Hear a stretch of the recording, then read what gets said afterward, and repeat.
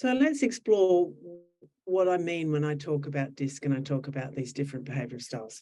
Let's have a look at what that means.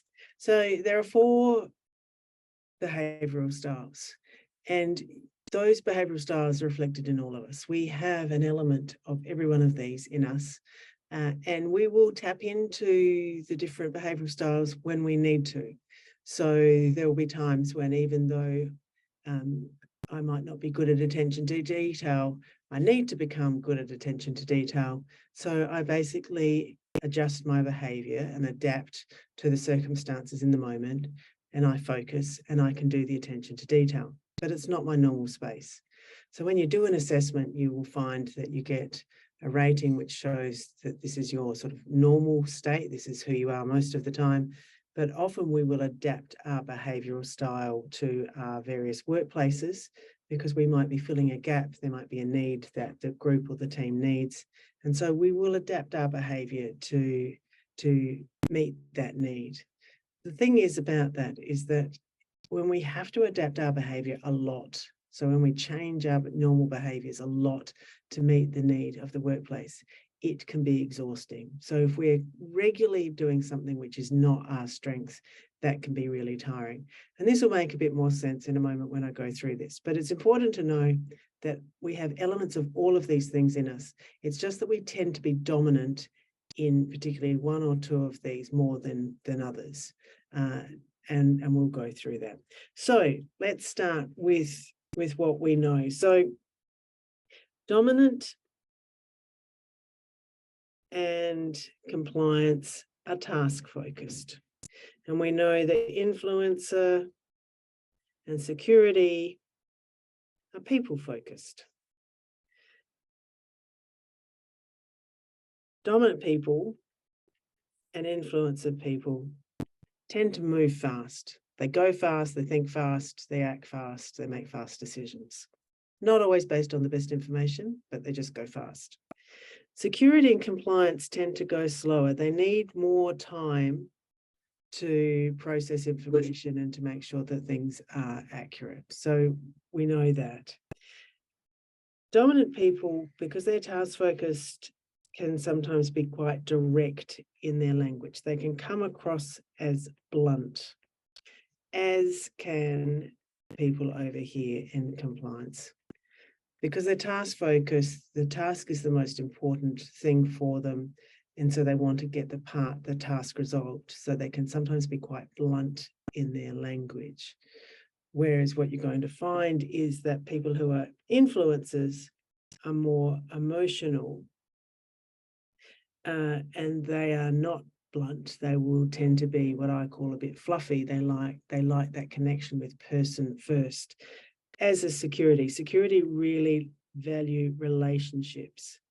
And so they're very much the people like to be seen as people first rather than focus on the task. It can be quite a threat to somebody who's a high influencer or somebody who's high in security to be addressed with, where is this report? Did you do the thing you said you were going to do? The task is secondary to an influencer, and security person, the person and their being is more important. So that's important to know. Dominant people can be a bit controlling. And they can be a bit controlling because they like making decisions and they like to get things done. And so they are results oriented, and they like making decisions a lot. They're very good in that. As a result, they can be quite innovative. They can think really quickly and come up with great ideas very quickly. They're risk takers. So they will often fail fast. They can make decisions, sometimes, as I said before, not based on all of the best information, but they will make decisions fast, they'll fail fast, they'll keep going. What you'll find about the dominant and influencer is that they see the world as a playground. So very much this is all about yin and yang. They see the world as an exciting playground. They're optimistic, they take risks, they fail fast, they move on. The other side of the ledger, security and compliance tend to see the world as a bit more of a dangerous space where we need to be really careful, and so that they're less likely to take risks, which is why they need more time and they process things. And you need both of those in any workplace or any environment. It's important that we take risks, but it's also we balance it out with the thinking about, well, how do we manage the risk? How do we nurture people through this process? So there's always an element of yin and yang in all of the DISC that we see. High Ds can hide emotions. So they can sometimes come across as though they don't care. It's not that they don't care, because they do care a lot, but their focus is not around the emotions. Their focus is about achieving results and getting things done. So they tend to park that in order to process the task and to get results. High Ds are driven by winning. They want success. They are wanting to ensure that they win, or that the team wins, or the organization wins, but they're driven by winning. And so that they can appear controlling in their attempt to achieve that outcome. Influencers are more emotional. They're also sociable, so they can work a crowd really well. They're optimistic, so they see the world as a glass half full. They're sort of the person who goes to the party and talks to everybody and is charming and all of those things. They are talkative, and you will often see them in the workplace because they're the people who can chat. They make people feel very comfortable. I often think of them as cheerleaders. They're very good at working with the team and saying, let's go here, it's going to be fabulous. You know, this is exciting. And so they're the cheerleaders. They make the team feel good. They make individuals feel good, because they can be quite exciting to be around. They're friendly, they're emotional, they're all of those things. And what drives them is experience. So they want to have a good experience, and they want you to have a good experience. So the driver is experience. And that's really important, because when you think about when you're at the workplace, you want to be successful, and you also want your team to have a good experience when they're there. You want your customers to have a good experience. So you can see that Ds and Is, when they work together, they can take risks, they can be really innovative and creative, they work well together. Let's go here, yes, let's go here, that'll be really exciting. You can see how that would work. There's a challenge though, and we'll go back and explore that further, but there's a challenge in the behaviour styles. For every behavioural style, it has a challenge. So the high Ds can come across as a bit controlling at times. The high Is can come across as quite emotional, where they take things very personally. And we'll come back to that, but that can be a really significant challenge for high Is. They like being liked. And it's really difficult, particularly in a leadership role, if you want to be liked, and you've also got to make difficult decisions where people might not be that fond of the decision that you're making. So you have to be assertive rather than be liked. Security, the strength of security is that they're nurturers. So they tend to be the people that will make sure that everybody's got a drink, and they lock up, and they stay back and they do the dishes. They're sort of the nurturers of the group. They look after everybody. They tend to be calm. So they tend to be relatively calm in their approach. They're not going to be frazzled by a lot, and they're trustworthy. So I often think that people who are high S have something on their forehead which says, please tell me everything. And the reason people want to tell them everything is because they are calm and they're trustworthy and they're nurturers. And so people will feel heard and valued when they spend time with a high S personality. The reality is they're quite introverted, whereas our friends over here on the other side tend to be a bit more extroverted. High S's tend to be more introverted. So they fly under the radar. They don't like a lot of attention being drawn to them. They will nurture the group. They'll be really calm. But the challenge for the high S's is that they like stability and safety. And so they don't like rocking the boat, and they won't always speak up and tell you their truth because they don't want to upset the relationship in any way. And what you'll often see with high S's is that they will walk into a meeting and they will sit next to a person they feel really comfortable with. And you'll often see in a meeting that they won't necessarily speak very much unless they feel really comfortable in the topic or in the group, because they'll just sit back and whatever's playing out, they'll watch that first before they get involved in that process, because they want to make sure that they are not creating conflict or upsetting anybody. They're driven by safety. They like safety. They like to feel safe. They want other people to feel safe. And so that's how they conduct themselves. And calm and trustworthy is one of those ways of managing the relationship so everybody feels incredibly safe. Then we come to compliance. And people who are compliant, who are task-focused and can be quite direct, are often analytical. They can be logical. They can be careful. They can come across as unemotional. So they're task-focused, they're analytical, and their face will sometimes give you not very much at all. So they come across as unemotional. Again, this can sometimes look as though they don't care. That's not true. It is just the way in which they conduct themselves, because their focus is on the task more than on the person. They tend to be introverted, which goes with being unemotional. And they like to be accurate. Accuracy is actually really, really important to them. So that's why they like to slow things down. Let's get all the information. Let's make sure we get this right. And their driver is a fear of failure. And that's where the accuracy is so important. They don't like to fail, because if they've failed, then they haven't been accurate enough. And so that feels really bad and uncomfortable for them. So as you can see, we've got 4 different styles here. You will see them in every workplace, and sometimes in some workplaces you're going to see more of them than others. You're way more likely to see high S and C people in workplaces where there is high levels of attention to detail. So in finance and IT and engineering and even architecture, they can be incredibly creative. There's nothing stopping creativity in any of these behavioral styles.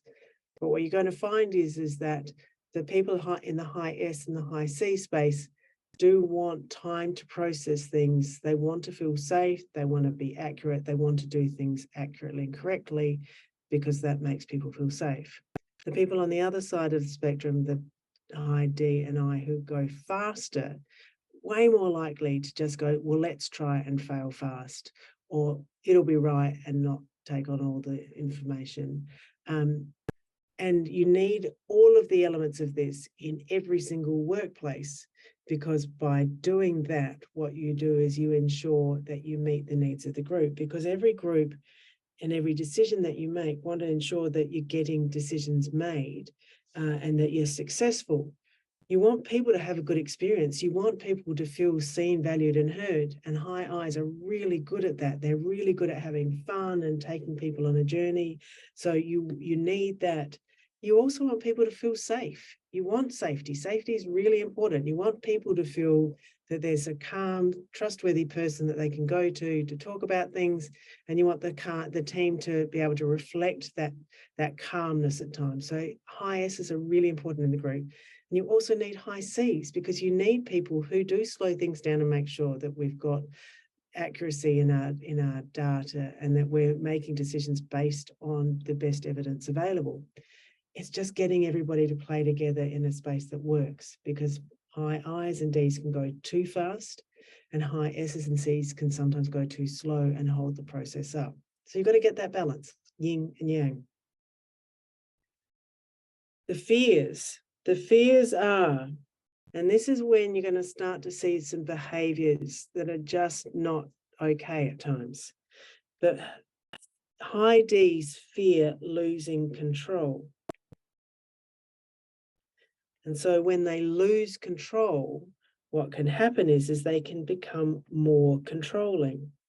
So stress, when we're highly stressed, because we feel we're losing control or whatever, means that these behaviors that we see up in the normal behaviors, they become exaggerated. So we become more of our normal selves. We become a bigger version of that.